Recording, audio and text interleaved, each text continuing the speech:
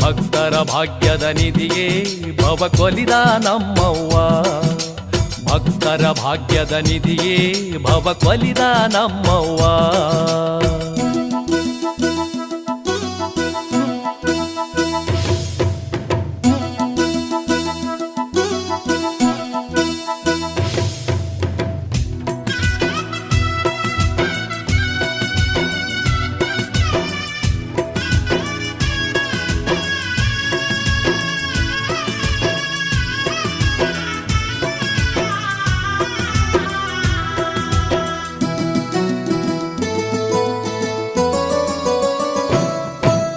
ತಾಯಿಯಾದ ನೀ ನಾಲ್ವರಿಗೆ ಮಾಯೆಯಾದ ನೀ ಧರೆಗೆ.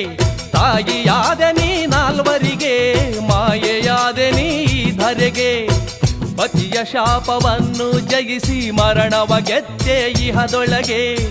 ಪತಿಯ ಶಾಪವನ್ನು